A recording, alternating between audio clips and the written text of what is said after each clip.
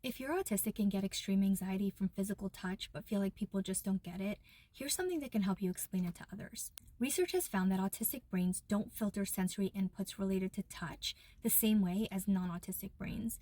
In autistic brains, these sensory inputs can trigger the parts of the brain related to pain, fear, and survival. The researchers refer to this extreme sensory reaction as tactile defensiveness.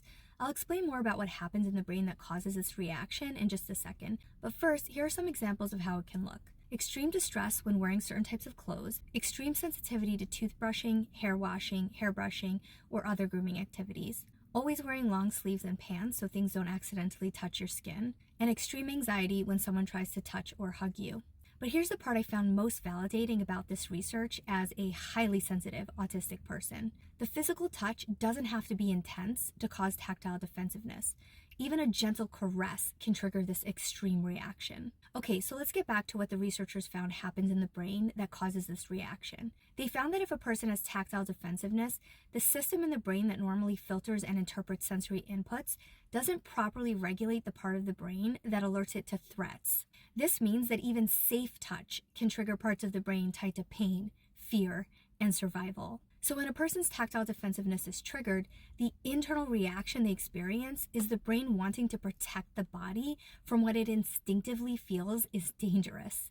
It's about survival. But what I think is most important to understand in all of this is that none of it is within a person's control, and no amount of logic or rationalizing will change the automatic internal response that someone with tactile defensiveness has. If this is you and you're wondering what you can do about it, and believe me, I know exactly how you feel, you can start by giving yourself grace, because it's not your fault, and realize that it's okay that you have these needs. Express them. Advocate for yourself.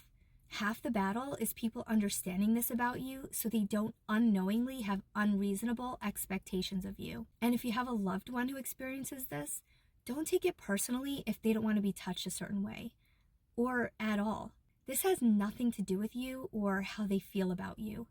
I promise. Happy Autism Awareness Month.